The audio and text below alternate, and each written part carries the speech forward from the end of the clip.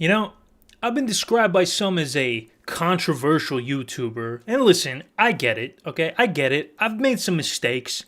But how many times do I have to apologize for punching that girl in the face, okay? If we're being honest, she had it coming. She said Franklin was her favorite cartoon growing up, and I could not let that stand. And if I knew she had polio, I probably wouldn't have done it. Oh, I'm Dantavius, by the way. How you doing? And I wanted to take some of the negative attention off of me by talking about some other controversial internet figures. So I went to the good old reddit.com and found this here iceberg chart. So we'll start by discussing some well-known controversial internet personalities, and we'll gradually talk about lesser-known people. I'm also going to be skipping a few people like H3H3, Keemstar, and Boogie, because I just feel like I've seen so many videos about each of these guys that I have no interest in covering them myself. So let's just jump in. Oh, and like and subscribe if you want. I don't care. Logan and Jake Paul. The Paul brothers were known for having a very large fan base of children whose parents didn't pay enough attention to them, and they aggressively advertised merchandise to these young kids. Buy that merch, buy that merch, buy that merch. Get your merch, link in bio. Yeah, I rep that merch, ooh, yeah, I rep that merch, ooh. That was when they were both at the peak of their cringiness, and since then they've gone down much different paths. As we all know, Logan got cancelled for the Japanese forest video. There's no need to go into that because it's been talked about by everyone and their mothers. These days, Logan Paul has matured a lot. He hosts a very popular podcast, and instead of aggressively and maliciously pushing merch onto his young fan base, he now tries to scam his fans with shitcoins and NFTs. Another day, another influencer scam, this time from none other than Logan Paul. Yes, that's right, folks. I also thought he had enough money from boxing with Floyd Mayweather to where he wouldn't need to promote an outright scam, but he did anyways. Jake Paul, on the other hand, is now known for being a professional boxer, and he's gone toe-to-toe with some high-profile boxers, such as guy who isn't tall enough to get on roller coasters, an overweight, washed-up former MMA fighter, a former NBA player who's 10 years older and 4 inches shorter than him, and an actual boxer. Former boxer who's pushing 40 and also short. But hey man, he's still undefeated. On that note, I want to humble brag a little bit, okay? Because a lot of you don't know this about me, but I'm also very into boxing. And I also currently hold an undefeated record of 7-0. My opponents include a homeless guy who lives under the bridge by my house, the girl with polio, a Girl Scout who lives down the street, an inflatable balloon man, and Ricky Berwick. That last one was actually pretty close. I had to bribe the judges to win that one. Now, this has nothing to do with controversies, but I feel like being a little petty, so I thought I should bring up that it's pretty obvious to most people that Jake Paul lives in his brother's shadow. It's actually kind of hilarious, because Logan is just slightly better than Jake at everything. Growing up, Logan would always beat Jake at everything when they were younger, and that's something that never changed when they were growing up. For example, Logan Paul's height is 6'2". Jake Paul's height is 6'1". Logan Paul's subscribers, 23.4 million. Jake Paul's subscribers, 20.4 million. Logan Paul net worth, 35 million. Jake Paul net worth, 30 million. Logan Paul IQ, 71. Jake Paul IQ, 69. Nice. Logan even banged Jake's girlfriend, bro. Like, that's the ultimate anime betrayal. I also think that over the years, Logan has been able to rehab his image a lot better than Jake as well. Like, remember when Shane Dawson made that 4-part series on Jake Paul trying to convince us he's just misunderstood? But he's not misunderstood at all. Pardon my French.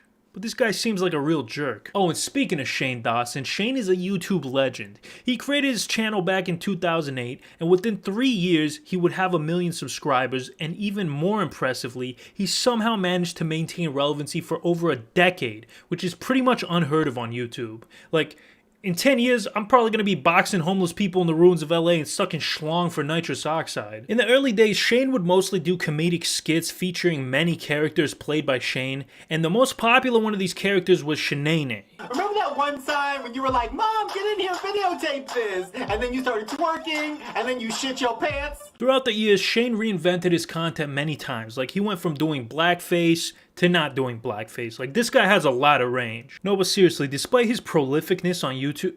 Prolificness? Is that even a word, bro? Who wrote this? Oh, wait. I wrote this. Despite his prolificness on YouTube, Shane was involved in many scandals that would eventually bring his career to a screeching halt. Most of these scandals had to do with his previous content or weird comments he made in the past, and it all kind of came up at once. It was like a domino effect. It all started off with previous videos of him in blackface and using the N-word. Oh, nigga, bitch, monkey woman, you're the best!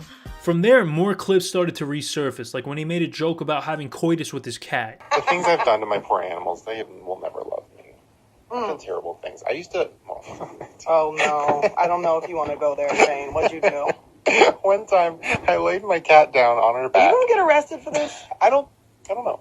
No. Think about it. I don't think so. Okay, go ahead. I didn't penetrate. I laid the cat down on her back, and then I moved her little chicken legs, like, you know, spread open or whatever, and it kept going, like, all over the cat. No, you did not. It was like my first sexual experience. No I was also, way. like, 19, so it's like, you know. Wait a minute. Wait a second. Did you just say you on a cat? And you know what? I can forgive all that other stuff. You know, people change, they evolved, he was sorry.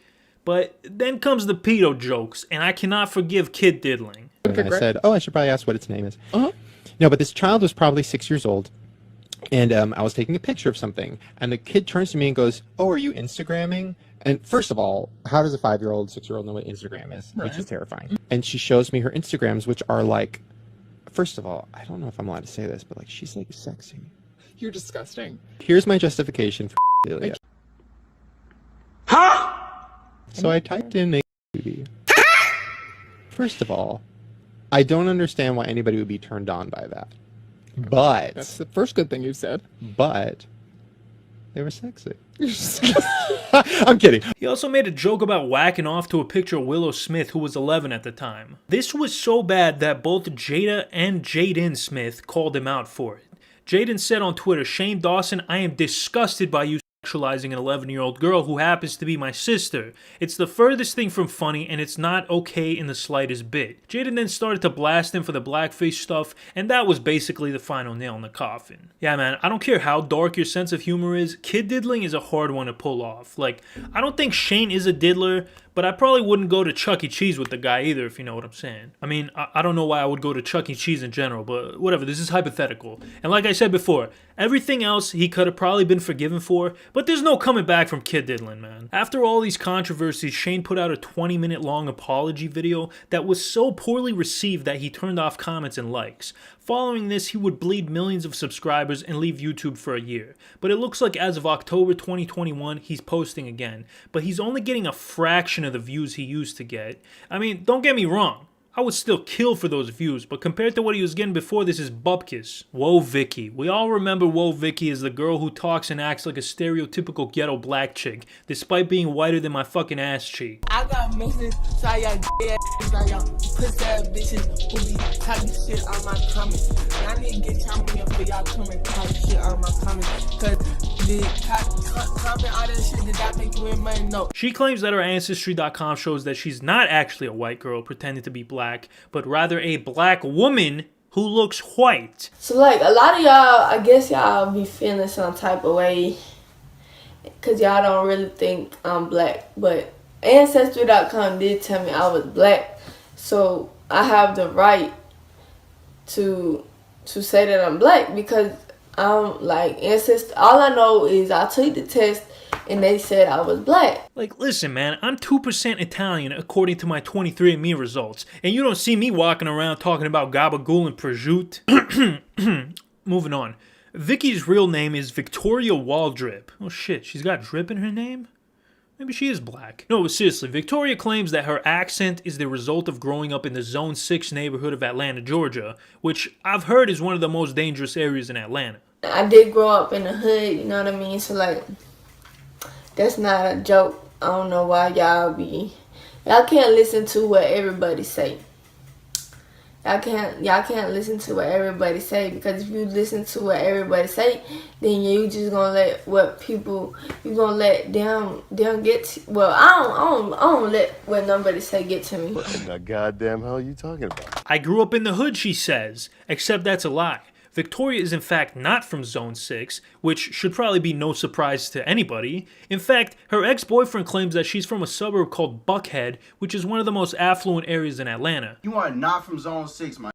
You are not. You from Buckhead. That's one of the richest part in Atlanta, bro. Get out of here, bro. Her father is residential home builder and local real estate mogul Steve Waldrip, and I'm not an expert or anything, but I think the only time a real estate mogul goes into the ghettos when they're trying to do some good old-fashioned gentrification. So we can safely assume that Victoria is not from the hood in any way, shape, or form. So yeah, her hood accent is thicker than my New York accent. Cut that part out. In addition to having a fake accent, Vicky is also known for her public feuds with other idiots, one of them being Bad Baby, aka the Cash Me Outside girl. But she's the next entry on this list, so we'll talk about her later. She also had a feud with irrelevant YouTuber and iDubbbz boxing match avoider Rice Gum, who she actually made a diss song against. Ching chong, bitch. I'm sorry, bro. That's fucked up. That's fucked up, but that's funny. Come on. I'm sorry. Bad Behavior. Continuing our series of upper middle class suburban white girls who want to be black is Danielle Bergoli, aka Bad Baby, aka Cash Me Outside girl. She rose to infamy when at the age of 15 she appeared on Dr. Phil with her mother in a segment titled, "I'm Not Making This Up.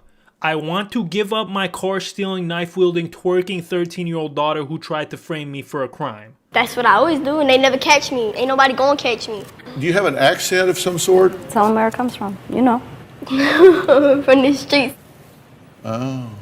The hoes are laughing? Catch me outside, how about that? Huh? Catch me outside, how about that? Catch you outside? What does that mean? What I just said. Oh. It's a very robust title. Anyways, after this appearance, Dr. Phil sent her ass to the ranch. Send her to the ranch. Which is actually a real place. Like, I always thought it was just a saying they say in Texas, but no, the ranch is a real place in Utah named Turnaround Ranch. After getting sent to the ranch, Danielle posted a video on her YouTube channel detailing her experiences while she was there. And the video had a lot of accusations of abuse, neglect, and general poor treatment of the kids who were sent there. But then, things would start to turn around for her. After her Dr. Phil appearance, she got signed to Atlanta Records, where she actually had a decently successful rap career before she even turned 18. Then, once she turned 18, she of course started an OnlyFans account, just like every other young girl strives to do, and she made $1 million in just 6 hours.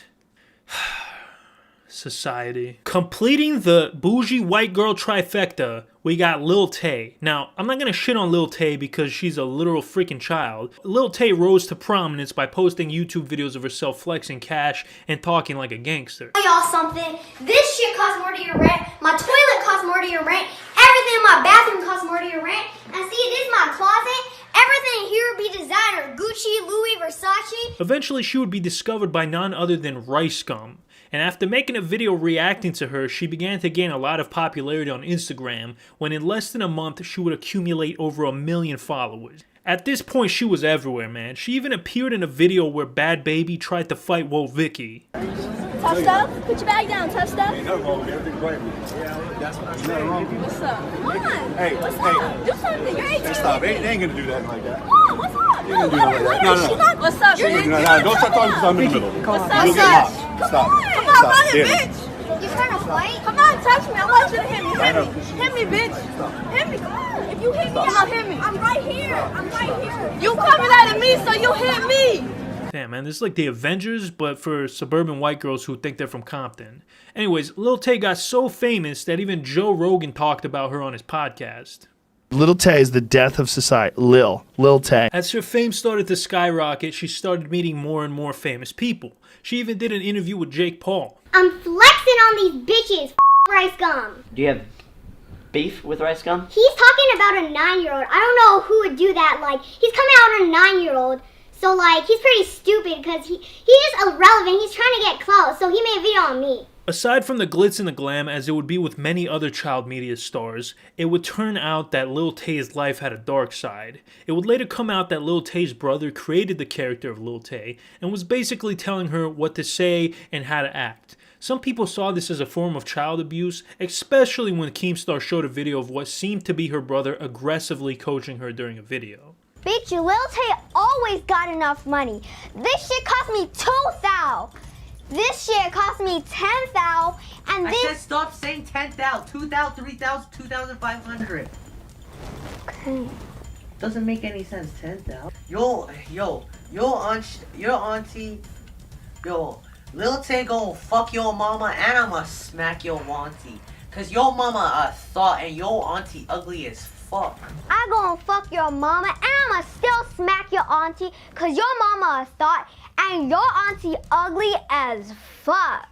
Absolutely disgusting. But it turned out later that her mom was also involved in this bit. Her mom was a real estate agent who would use her luxury home listings as well as her boss's luxury cars in Lil Tay's videos.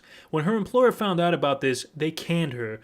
Obviously, because you can't be doing that shit, bro. If I did that at my job, I'd probably get sued. She's lucky she only got fired. And not long after her mom got fired, all of her Instagram posts would mysteriously disappear, and she would post a story with just a black screen with the words, "Help me."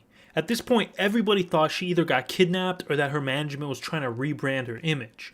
But what actually happened is that her dad filed for sole custody of her and won. Her dad didn't like the fact that Tay was essentially being exploited and made to make this kind of content, and he took custody away from her mother and made her live with him in Canada. The other side of the story laid out by Tay's mother, brother, and Tay herself is that the father is abusive and is trying to take Tay's money for himself. But from what I can tell, those accusations don't hold any water. The only abusive thing he did to her was force her to live in Canada, which is basically a war crime. Fred. I actually made a video about the rise and fall of Fred. Basically, Fred is a character created by Lucas Cruikshank when he was 12 years old, and he was known for having a high-pitched voice and extremely annoying personality. His mother was also an alcoholic and a pill addict who turned tricks for money. And no, I'm not kidding. That's actually part of the backstory for the character. Anyways, Fred was one of those things that was extremely popular despite nobody liking it. At one point in time, you might remember that Fred was everywhere. This guy had TV shows, movies, video games. He was doing interviews. He was banging your mom. He was getting your girlfriend pregnant, making you raise the baby. Like, you couldn't go anywhere without hearing Fred's ridiculous high-pitched voice. A voice that still haunts my dreams, man. I wake up screaming every night thinking about Fred. Anyways, shortly after the release of Fred 3, Night of the Living Fred, he kind of just disappeared. But Lucas Cruikshank, his creator, is still on YouTube posting somewhat consistently, and it looks like he just got his bag and left, which is very respectable. So shout out to Lucas, man. Lucas, if you're watching this, you deserve a kiss. Oh, you know what, guys? It looks like it's time for my court-ordered anger management counseling session. So while I'm going to that, let's have a word from our sponsor, Morning Brew. Let me ask you something. What's the first thing you do when you get up in the morning? I'm going to take a wild guess and say you're not doing anything productive. In fact, you're probably scrolling through your phone on social media like a brain-dead moron. Hello? Hey, Danny. We just got the script back for your ad read. I think we need to make a couple changes. Well, what's the issue? Well, you insulted the audience within like the first 5 seconds. Man, that's like the #1 rule in advertising. You don't insult them. Okay. You got a good point. All right, I'll redo it. All right, I appreciate you understanding. All right, cool. Love you. Bye. Wait, what? Nothing. Goodbye. All right, well, let's start over. When you wake up in the morning, don't immediately go on social media, because that stuff will rot your brain. Instead, why don't you do something that will actually benefit your mind? Morning Brew is a curated newsletter that covers topics like finance, business, tech, and current events. The crazy thing is, you can subscribe for free. No, you didn't just hallucinate me saying that. It's 100% free, which means there's no reason not to try it out other than being a schmuck. Oh wait, sorry, I'm not supposed to insult you. Anyways, all you gotta do to get Morning Brew is go to morningbrew.com, enter your email and name, and they'll send you a newsletter based on your interests to your email every single morning. I don't know about you guys, but I personally love getting informed while sitting on the toilet after my morning panic attack. Look at me learning, man. I'm learning about the space race between Elon Musk and Jeff Bezos. I didn't know anything about the space race between Elon Musk and Jeff Bezos, and now I feel like I know everything about the space race between Elon Musk and Jeff Bezos. That's probably not true, but I'll tell you what is 100% true. I definitely know more than I did 5 minutes ago.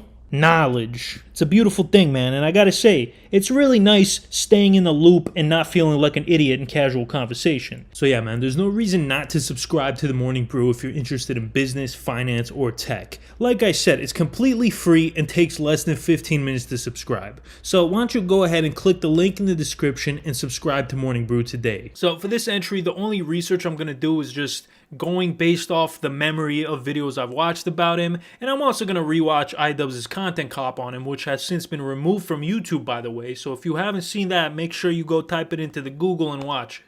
Alright, I'm going to try to make this as short as possible, so let's go. Leafy's real name is Calvin Lee Vale. He was born in 1995 with a rare genetic disorder called bitch chin. The disorder is characterized as a grotesque genetic deformity in which a person looks like Ed from Ed, Edd n Eddy. Other side effects of this condition include covering the bottom half of your face in photos, lacking a moral compass, and making some of the most terrible content possible by a human being. As for his YouTube career, he started making Minecraft videos in 2011, which then transitioned to CSGO videos, and at some point he turned his attention to doing good old-fashioned YouTube commentary. He actually spawned a whole new subgenre of commentary where people would lazily share their horrible dogshit opinions over gameplay footage. And Leafy was pumping out a lot of these videos, man. No one was safe from his wrath. Fat people, autistic people, mentally disabled people, it didn't matter. Leafy was shit on all of them. Yo, is this person fucking retarded? I'm not trying to be a dick. But after a while, public opinion would really start to turn against him when he made a video titled "The Most Heroic Fedora Man on the Internet," where he bullied an autistic man named Tommy NC 2010 for 10 minutes straight. Subscribe, support, stay positive. Play that one more time, please. Just one more time. Subscribe, support, stay positive. You know? I'm sorry.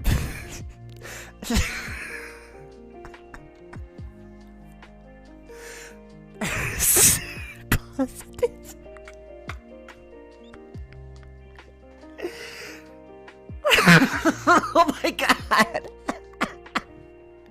That's this motherfucker's intro. Tommy would respond to Leafy with the video of his own, where he was in tears talking about how he was receiving death threats from Leafy's idiot fan base. I'm having a difficult time right now because some people are threatening my life, threatening my family, and all I wanted to do was inspire people.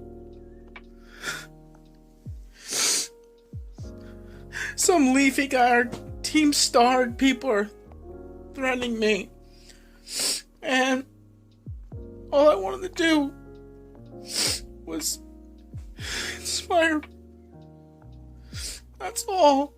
So this behavior would go on for a while until a lot of other YouTubers started to heavily criticize Leafy. Most famously, iDubbbz's content cop. And as I said a little bit earlier, this video has since been deleted off of YouTube due to bullying, which is ironic. But if you haven't seen it, I highly suggest you watch it because it's a piece of YouTube history. Anyways, in this video, iDubbbz spanked Calvin's ass so hard that he stuck his head in the sand for about 3 years and didn't make any videos. But then in 2020, he would make a triumphant comeback that only lasted a few months because his account would get deleted the same year for harassment. Now, the exact reason for the ban isn't known, but most people think it's because he released a bunch of videos about Pokimane. But who knows, man. Shortly after, he would get banned from Twitch and Twitter as well, and that's pretty much where we are today. Rebecca Black. Who doesn't remember Rebecca Black, man? Just in case, let me refresh your memory. She's famous for one thing and one thing alone.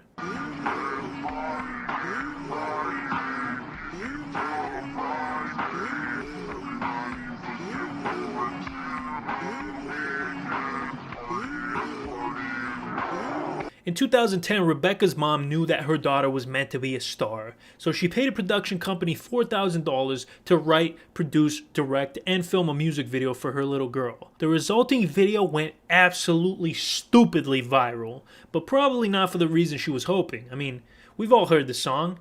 It's fucking awful. I don't think I'm telling any tales out of school here. Now, you and I, we're normal people, right? Well, I am. I don't know about you. You might be a fucking freak, but I'm a pretty normal guy. So I look at this song and I think to myself, man, that's cringe and hilarious. But other people saw this song and were filled with primal rage. Like, this girl was getting death threats. She was getting bullied. People were telling her to go off herself and all sorts of horrible things. And it's like, Why can't you just enjoy the cringe, man? It's funny. It's not that serious. Since the song came out, she's gone on to release a bunch of other songs, and honestly, they're not bad. Like, I listened to a few recent ones, and they're not bad at all. Is it my cup of tea? No, but it's not as horrible as you'd expect considering, you know, the first song she put out. Onision, aka Greg Jackson, has had more videos made on him than probably any other person on the internet aside from Chris Chan. He's a very fascinating person, and the more I learn about him, the more I wonder to myself, how is this guy not in prison? Now, before we get into all that, let's do a little bit of background. Onision has been on YouTube since the very beginning. He created his first channel in 2006 and shot to fame because of a video he made 12 years ago titled simply, I Am a Banana. I'm a banana, I'm a banana, I'm a banana. Look at me! And let me tell you, he really coasted off this video for a while. To this day, it remains the most popular video he's ever put out, and he re-uploaded it multiple times. It even got him on Tosh.0. So, as you can see, this guy's weird. And not in a charming, quirky way like me, but in a creepy, probably has a leather jacket made of human skin way. He was a mainstay on YouTube, posting hundreds of videos across multiple channels for over a decade. And during this time, he was involved in more controversies than probably anybody else on YouTube. If I went through all of them, this video would probably be 14 hours long, so I'm just gonna list a few of the more egregious ones. In 2005, Onision married Sky Tortuga?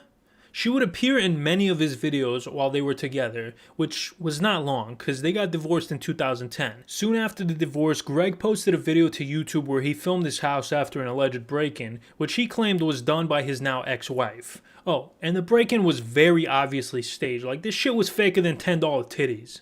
Hey guys, I'm making this video to document what I came home to today. Sky's sister called and she said that she wanted to pick up some of Sky's clothes with her. So I told them where the key was to get in the house, and I assumed that they were just going to take clothes. Well, I walked through the door today and this is what I found. Okay, here's crap all over the ground. That wasn't there. Where's my $1,400 Google TV? Where is that?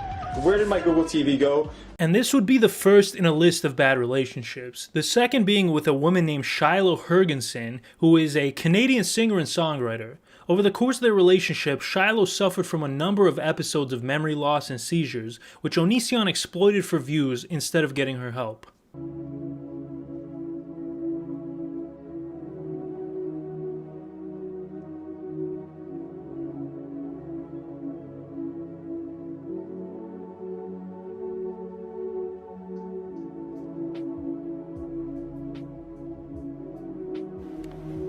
You said you want to make a rainbow? Yeah. Why aren't you looking at the camera? Make a rainbow.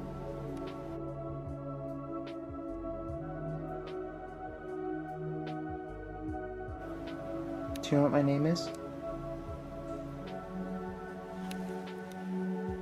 Shiloh?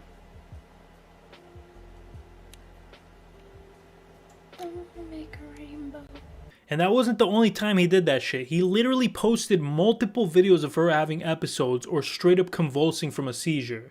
After a while of this, the couple split for a few months, but then they got back together. During their reunion, Onision made a video titled Our Child, where he announced that Shiloh was carrying his spawn, but he would later state in an update video that she miscarried. During Onision and Shiloh's breakup, Onision had a brief fling with another girl named Adrienne Jorgensen, who posted a letter on the internet detailing her relationship with him, and surprisingly, the dude who comes off as a complete psychopath is a complete psychopath. She said that he manipulated her, gaslit her, pressured her into doing sexual things she wasn't comfortable with, and then he basically forced her to have coitus with him. And surprisingly, when this letter came out, Onision calmly addressed the controversy with class and sophistication and apologized to Adrienne for his behavior. Nah, I'm kidding, he called her a whore. He stated, and I quote, "She slept with more than 20 people before she was with him. She is a slut. therefore cannot be raped. That comment would eventually get him banned from VidCon in 2012, and then 50 controversies later, shit really started to hit the fan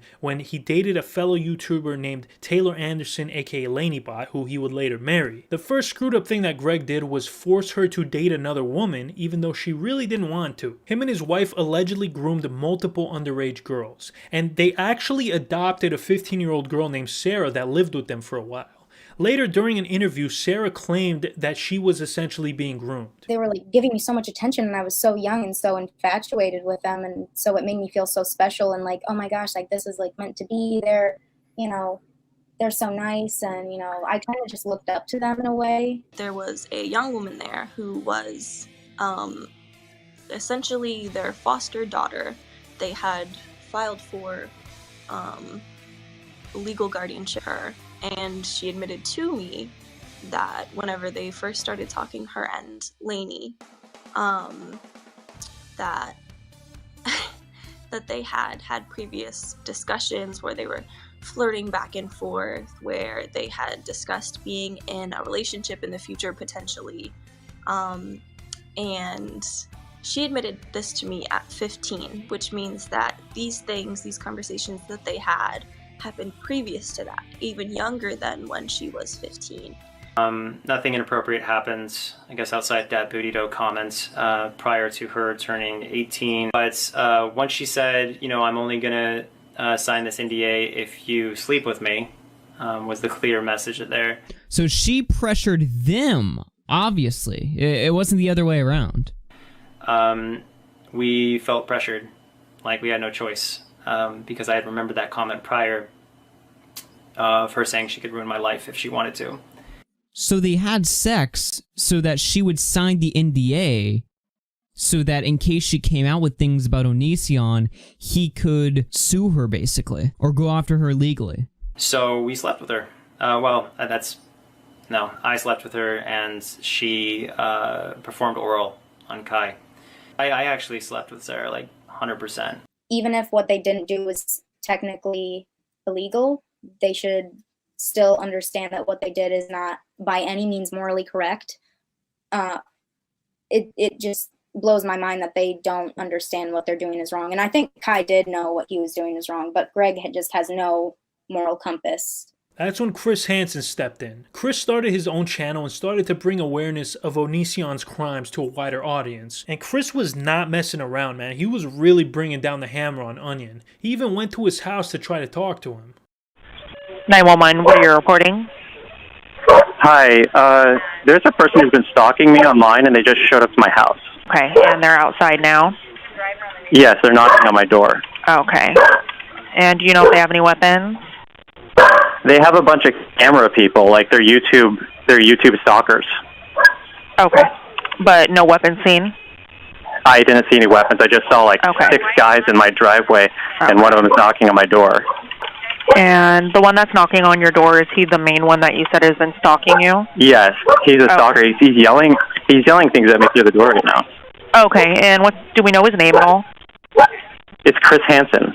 After all of this negative attention, Onision got his YouTube channel demonetized, got his Twitch banned, and even got his Patreon banned. He was basically banned on every social media platform, and he did not take that well. You tried to do the FBI, didn't work! You tried to do the police, didn't work! So instead, you resort to the paycheck. And you got it! You got it! All my patrons have been deleted. Are you happy? No!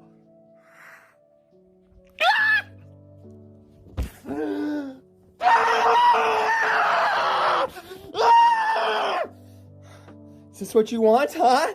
Is this what you want a total meltdown? I love kombucha!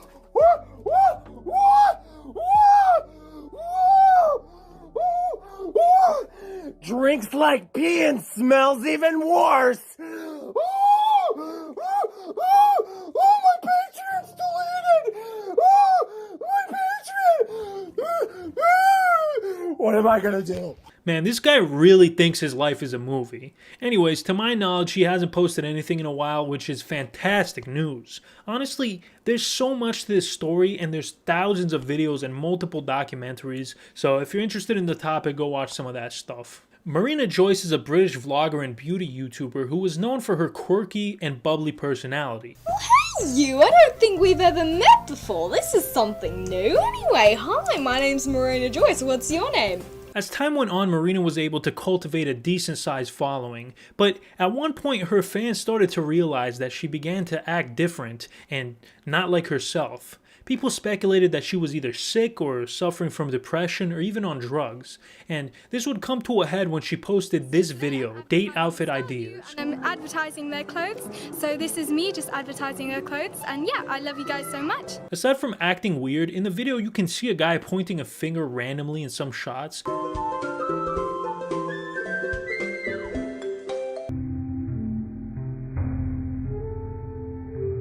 Also, you can vaguely hear her whisper, "Help me." And this is the dress that I'm wearing.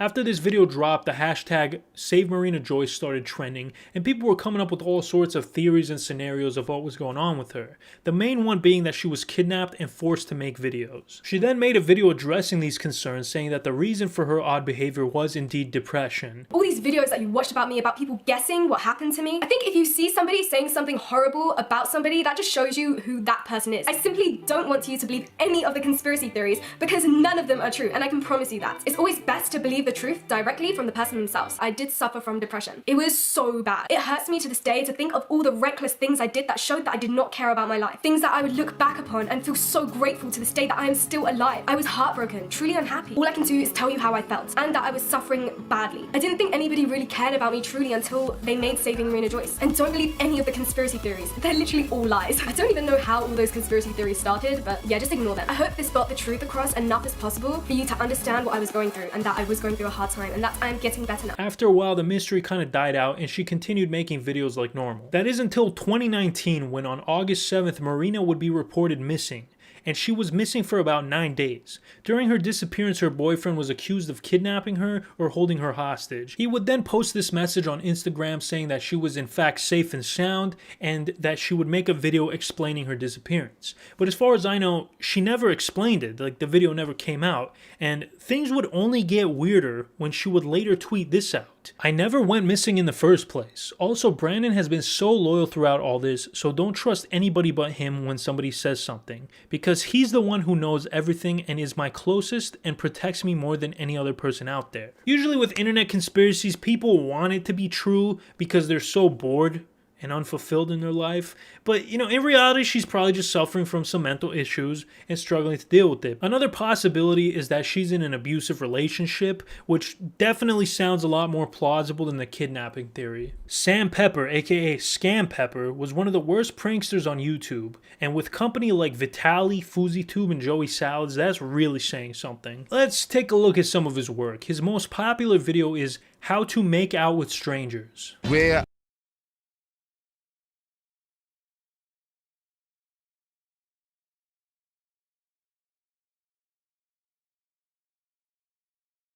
I think it should go without mentioning that, you know, all of his pranks are fake. And as it goes with most of these fake prank channels, in order for Sam to keep growing his channel, he had to keep doing wilder and wilder pranks, which eventually culminated in the famous fake hand ass prank.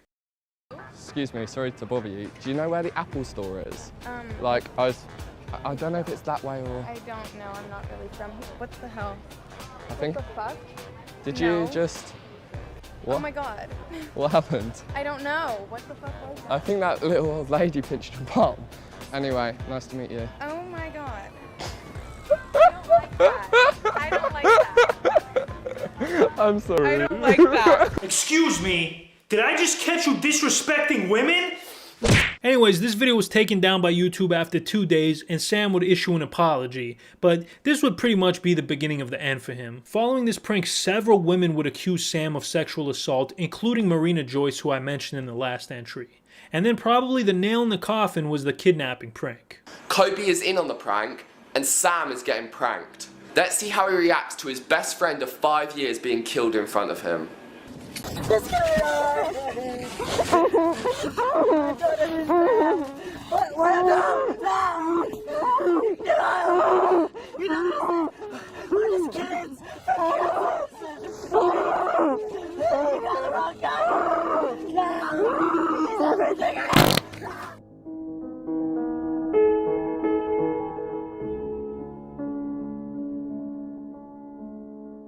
my dude, you just got pranked. Bet you didn't see that one coming, huh? Fuck you, you just got pranked. Yo! Pranked, baby. Yeah, this psycho staged the kidnapping and execution of the other guy's friend. And they say British people are more classy. After this, he would remove all his videos and rebrand himself as a vlogger and then an IRL streamer who collabed with Ice Poseidon a lot. He also posted clips to TikTok. I recently won the lottery, as some of you know, so today I headed over to Thailand to do some island shopping. I have a budget of around 10 million. Most recently, Sam Pepper has become an international criminal.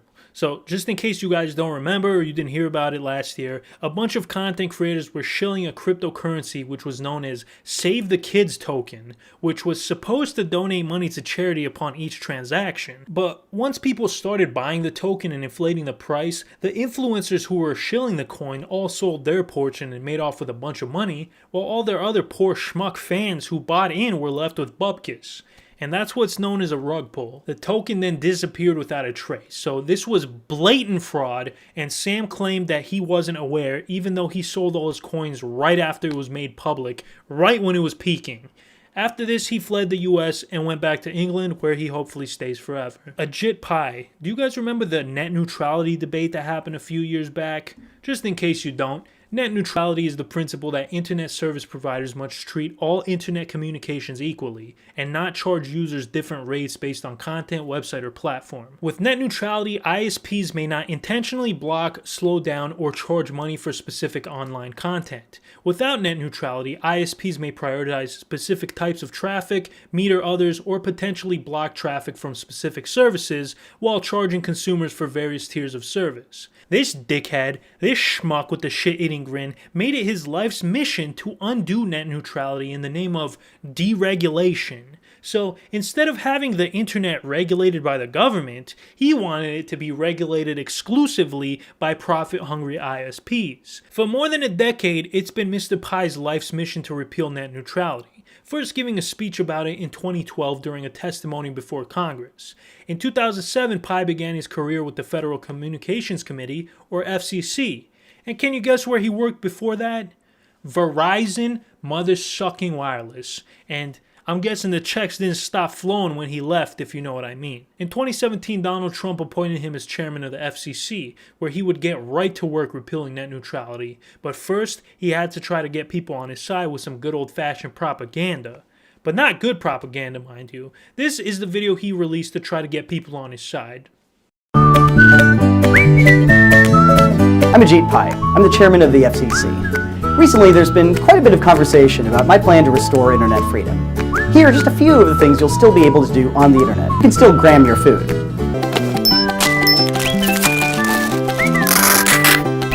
Quality. Are you selfieing or just... You can still post photos of cute animals, like puppies. You can still shop for all your Christmas presents online. Yes! Got that bulk deal on fidget spinners. Yes! Those Eclipse glasses are so cheap!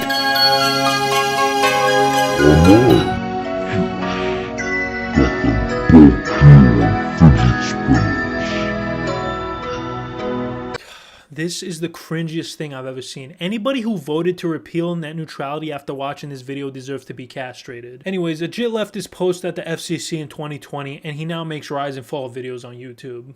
Nikocado Avocado. Okay, I did a whole entire Iceberg video on this guy, so I'm not going to dive too deep into him.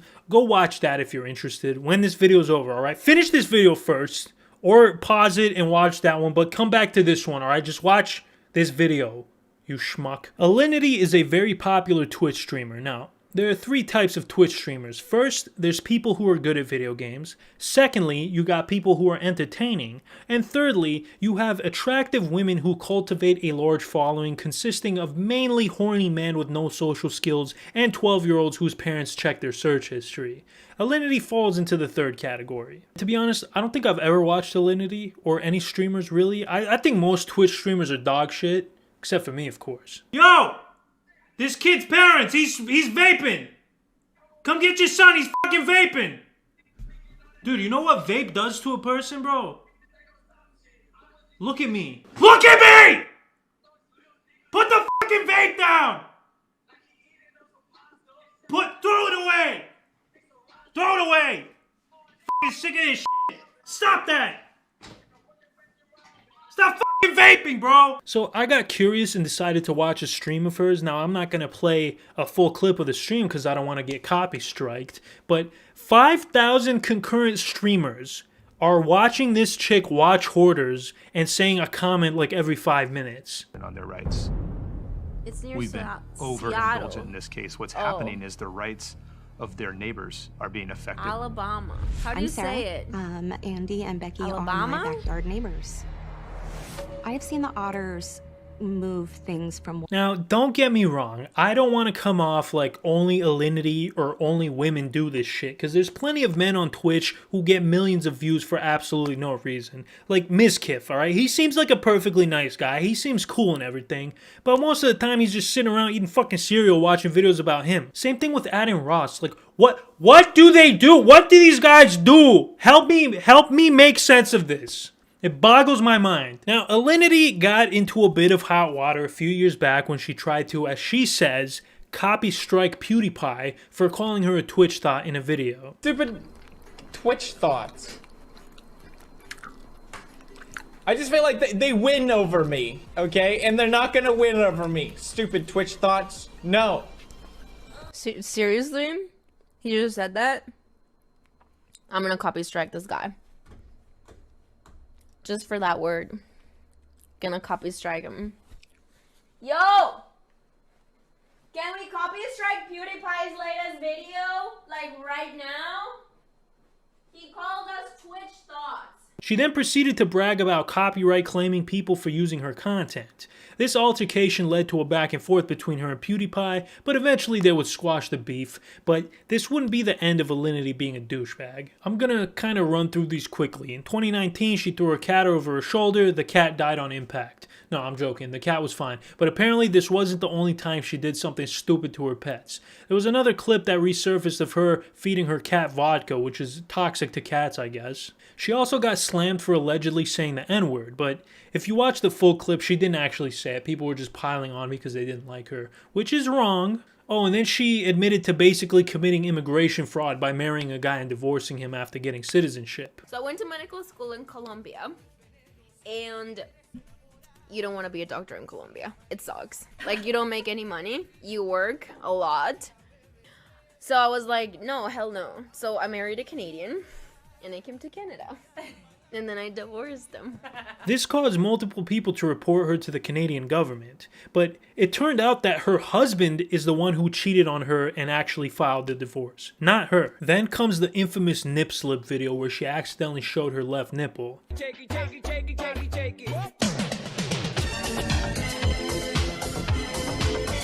Now, I've watched this about 500 times, you know, just for research for this video, and I can indeed say that the nipple was indeed shown for a split second. Now, showing any kind of nudity on Twitch would result in an automatic ban.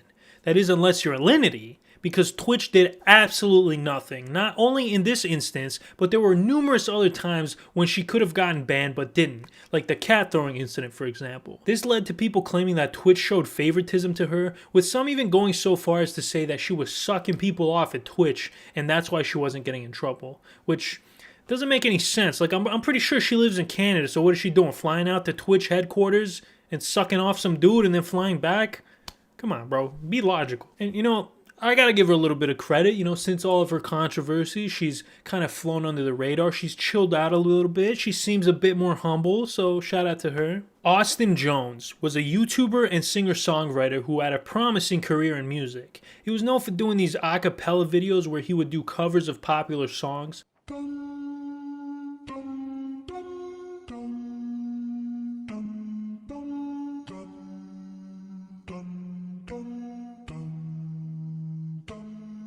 When I was a young boy, my father took me into the city to see our marching band. And eventually made his own original music. His first EP hit number 12 on iTunes pop charts, and he started touring and selling out shows. Now, Austin stated that his biggest inspiration was Elvis Presley. In fact, he wanted to be like Elvis so bad that he picked up one of Elvis's favorite pastimes: hooking up with underage girls. In 2017, it was discovered that Austin had been in contact with multiple underage women, okay? And I'm not talking they're a month away from turning 18. I'm talking 14, 15 years old, okay? He would contact these girls who were fans of him online and convince them to twerk for him. He would give them instructions and directions, and then he would record the act. Now, let's be honest, there's a very low chance that somebody with this haircut isn't diddling kids. Like, this mother sucker had that "can I speak to the manager" cut, bro. After these allegations surfaced, Austin released a video entitled "Setting the Record Straight," in which he would proceed to not set the record straight at all. But at least you will have your opinion based off of the full story and the truth. I've recently come under some fire on social media for mistakes I've made in the past. I used to ask fans for twerking videos. Yes, twerking, the dance move. It's not something that I'm proud of. It's not something that I think is right, and I shouldn't have done it. This really blew up online when a YouTuber and someone that's very popular on social media somehow found this out and decided to blast it out there. I'm not going to say any names because I've come under attack on social media from my name being spread around, and I don't want to put that on anyone else. So throughout this story, I'm not going to say any names. It really blew up online, and sent me down a path that is pretty scary, and I'll go into more detail about this.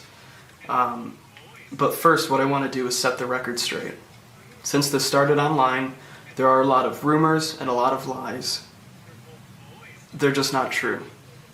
Nothing ever went further than twerking videos. There were never any nudes, never any physical contact.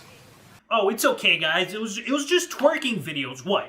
You mean to tell me you've never asked a minor for a twerking video? Come on, what's the big deal here? It's just twerking videos. Austin would get charged with multiple counts of producing inappropriate videos involving a child, and during the trial, his defense really backfired. But Your Honor, it was just twerking videos. He was sentenced to 10 years in federal prison. Slazzo is an Australian YouTuber who mostly made commentary videos. His videos were nothing crazy, you know, nothing too edgy. He seems like a pretty nice guy from what I can tell. But one of his ex-girlfriends would tell the world that he in fact was not a nice guy and that he was controlling, abusive, manipulative, and worst of all, a Franklin fan. No, but let's be serious here. No more Franklin jokes, because we're going to talk about some dark topics. So, his ex-girlfriend Che posted a twitlonger detailing all of Slazzo's terrible behavior.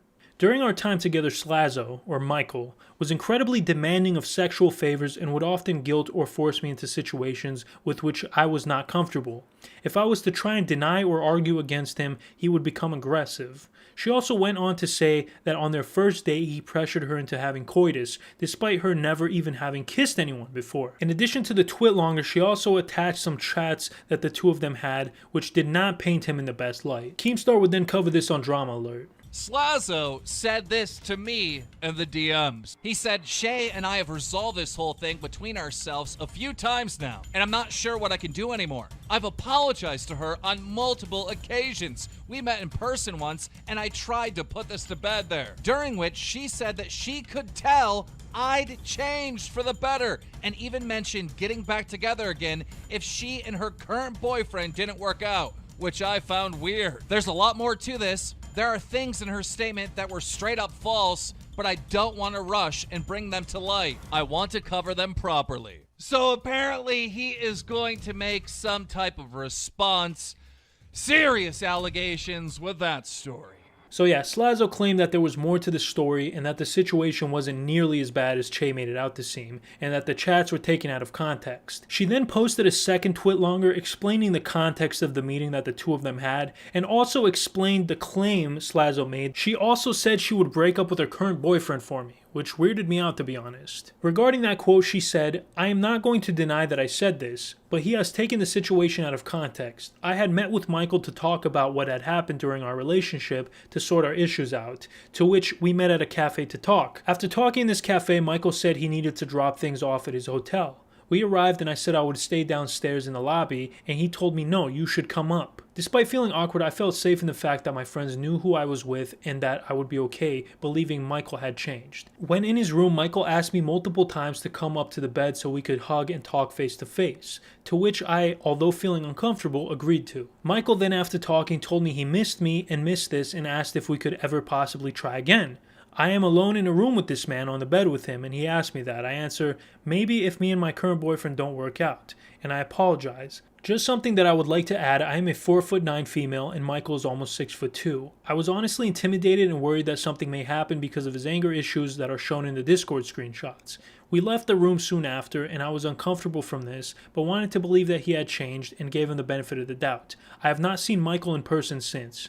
Slazo would later follow up these accusations with a 26-minute long video titled My Side. In the video, he admits that while he was a douchebag, the situation was greatly exaggerated by Che. He also had receipts that both proved his side and greatly discredited Che. But I do have plenty of evidence from very early on in the relationship where she clearly made no intention to wait until 16. That was never clear to me. I never got that impression, and I don't know why she's saying that. He also claims that she, in fact, is the one who initiated the sexual stuff at the cinema, again, providing screenshots of the discussions they had about the topic. We went into the cinema, we had our first kiss, our teeth hit each other's, neither of us knew what we were doing, and I was willing to call it quits there, when she pulls my hand down and says to touch her, which is a pretty long way from how she portrays it in her version of this story. In fact, she was actually the one who brought up the entire idea of doing anything in the cinema.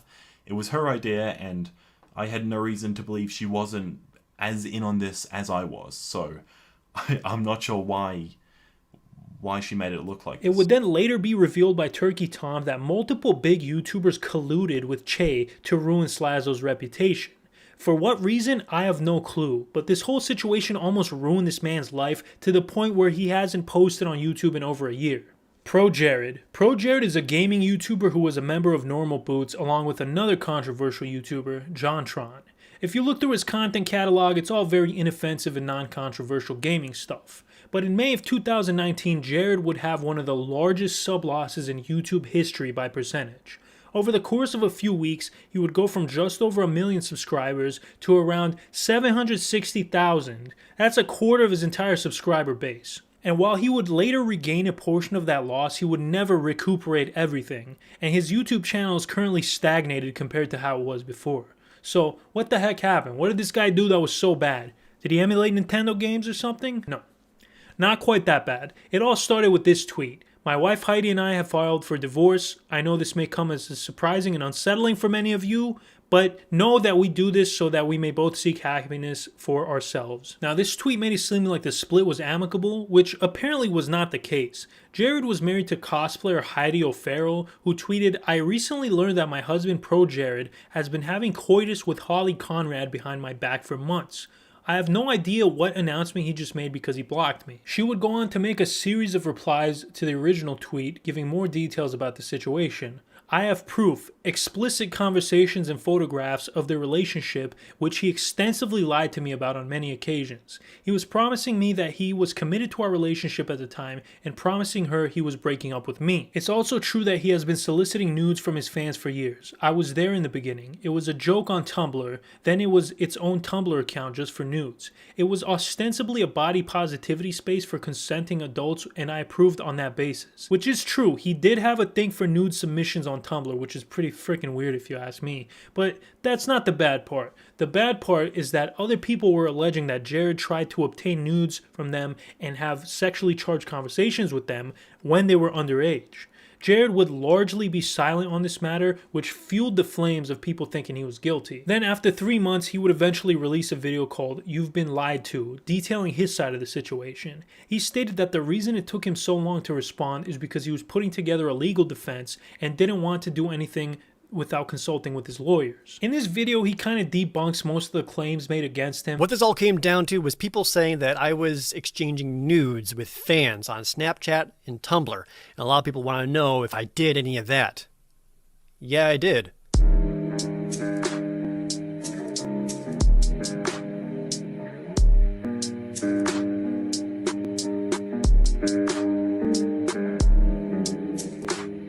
I always made it clear that it was for consenting adults only. To be clear, it was an open invitation to those who wanted to participate. The choice was always up to them. This guy basically had his whole life ruined by false allegations, similar to Slazo. Very sad.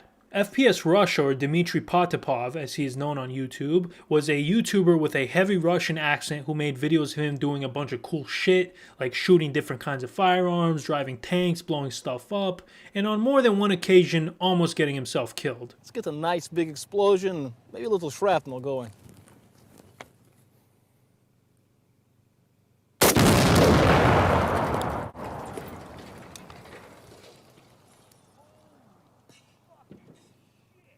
Maybe a lot of shrapnel.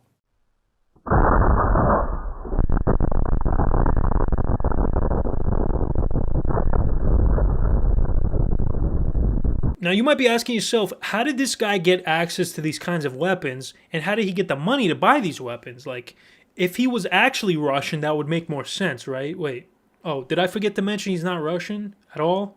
He's just some dude named Kyle from Georgia, which should have been obvious. Like, if you thought this fake-ass Russian accent was real, you must be remedial. Hello, my friends. It is FPS Russia, and I bring you another video.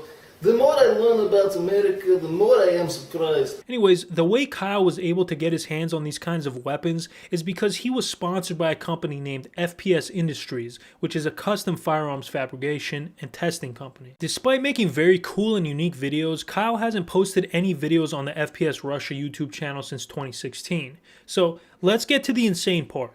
Kyle obviously had a large production team around him because of the types of videos he was making. One of the members of his production team was a guy named Keith Ratcliffe, who actually co-founded the Russia FPS channel with Kyle and was the owner of FPS Industries. One day, Keith was found in his home shot in the back of the head one-time execution style.